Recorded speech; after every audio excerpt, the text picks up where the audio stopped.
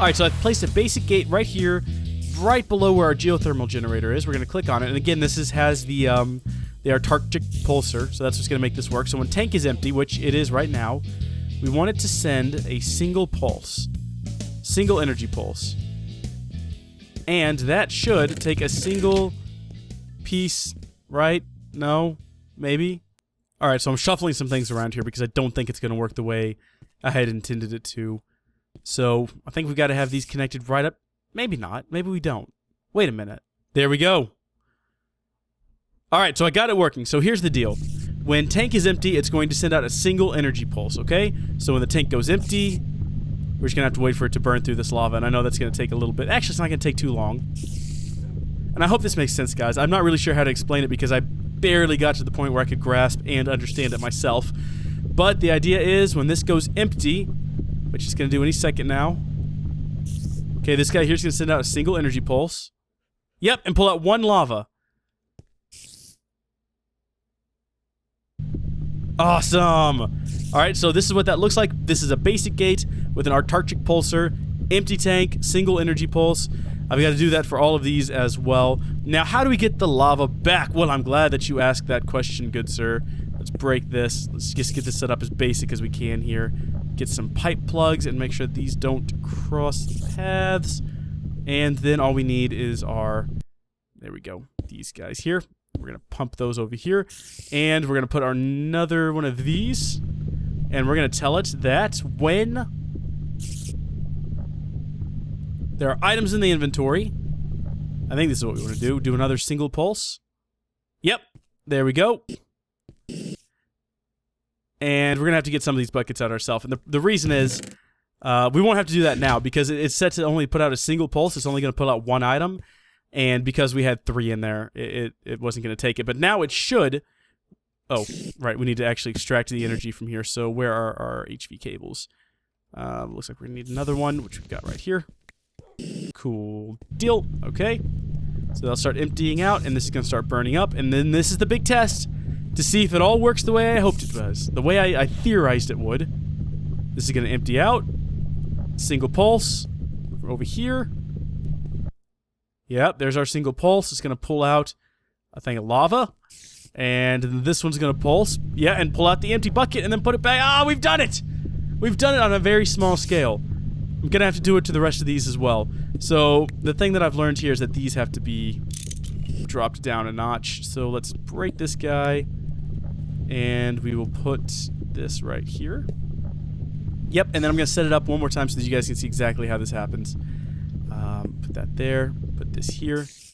And so one more time for demonstration purposes, we want this guy here to say, when tank is empty, give us a single pulse, like that. And then we want this guy here to say, when there is an item in the inventory, send out a single pulse. Or you can actually set this one, if you wanted to energy pulsar, so that it constantly pulses energy, and then that way, if you do end up, for some reason, with more than one bucket in the inventory, it would go ahead and extract all of them, but I'm just going to keep them on energy pulse. Nope, where are you going?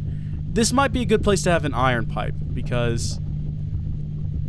Yeah, it's not going to go in there, though, is it? I don't think... Yeah, it can't go in there. It's just going to double back on itself.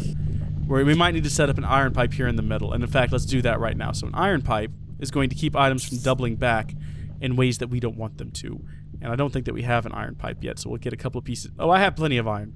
Okay, in that case, just give me some glass. Get a couple pieces of glass. We will get our iron. Bop, bop. Boop. Iron transport pipe. Head back upstairs with the 8 of those. And we will remove this one. There we go. Place down our iron transport pipe. And is that going to work the way I want it to, or is that going to send items back? Right? Nope. Nope. We don't quite have what we want here. So what we need now is a wrench to fix that. So do we have a wrench on us? We do not have a wrench, unless it's right there in front of me, which it might very well be, but we can just... Yeah, here we go. We want the Buildcraft wrench. I'm thinking a funky locomotion wrench might work as well, but we definitely want the Buildcraft wrench. And what we're going to do is we're going to right-click this until we get it the way we want it, which is like that. So it'll allow items through here, but it will not allow items backwards. So the tanks, or the buckets, will definitely pass through and then go into here, where they will get turned back into more lava. But they will not go backwards. Last step is just make sure we actually have everything plugged in, which we don't because I didn't have enough HV cables. But if we just throw one down there, we have done it, folks. It looks as though we've... Oh, well, that's not good. We don't want that to happen. Plug these up. There we go. Straight down you go. Oh, man. And this is automated now, and we have infinite power. We've done it! I'm so happy. You know, you'll notice we have 3 extra basic gates. I don't know what they're for. Like I said, in my testing world, I just barely got this working, and I'm not sure what I did different in the testing world that required 3 extra gates, but it looks like we got by with 6 instead of 9, and I'm not going to question it. And also, we didn't end up needing the red pipe, the red pipe wire. I think what I had last time was in my test world, I had these further apart, so I didn't actually have the, I had to have a gate on either end. So I had to have a gate on the chest and a gate on the machine, and that's why I had the 3 extras. But it looks like this is working just fine. Take a look in here. Yep. So what's gonna happen? This is when it's gonna go empty, and it's gonna get a fresh thing of lava. Oop, nope, get off there, pipe wire. Yeah, there it goes. So it takes a little bit to move it over there, but it's definitely working. I'm happy with it. Now you could try to fiddle around with these, right? Maybe you could set this. No, get off of there, pipe wire. Good grief. You could. No, don't. Great. Look what I've done. You have to completely break it at that point and replace it. Like I was trying to say, though, right, if you wanted to set it to something like, you know, content gets below 25%, you could probably send out a an energy pulse. But if you just set it to energy pulse versus a single pulse of energy, like right now it's just doing an endless pulsar. Alright, folks, I couldn't figure out why this one wasn't running, so real quick, if you haven't, make sure that you see the wooden pipes have 2 textures, see-through and a solid.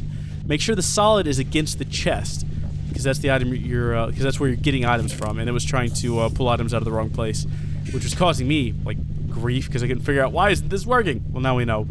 Power production is in full swing, and I don't have to worry about it anymore. That's the basis of all this. That's the reason we've gone through all this effort. Does this? Okay, no, it doesn't have an EMC value. I was about to beat my head against something if it did. It doesn't look like any of these items do, so we did have to make them all individually, and I'm okay with that. Okay, so I think that we're good now with power. It's not a perfect power energy solution by any means. It definitely doesn't create a whole bunch of energy, but it is automated, and I don't have to come up here and do the lava myself anymore, which is nice. And it looks like we're getting more than enough. I mean, look at the amount of items we're pulling out of that quarry due to the speed that it is running. It looks like we're getting more than enough items to put up with the minor 64 EMC that we're losing every time we go from a bucket to a bucket of lava, and we're filling up that energy. Looks like we're maintaining energy, right? We might be going a little too far with this down here. I don't really think half of this stuff is necessary anymore. If we're not using those tables downstairs, we could probably shut some of these down. Yeah, there we go. That's better. So this will start filling up. Quarry's still running plenty fast. Yeah, it's still running plenty fast. And I think we're going to call it a day. I'm going to go take some more Dayquil, maybe a cough drop to stop the coughing, because that's what cough drops do. And I will see you all on the next episode. Thanks for watching. Thanks for putting up with my hacking and my sneezing and my wheezing. I hope it wasn't too bad for you. And I hope you appreciate this episode. I did put a lot of work. I literally spent 2 hours trying to figure out the gates, and I'm glad I figured them out, and I hope I explained them in a way that's logical for you guys. Yeah. See y'all next time. Bye.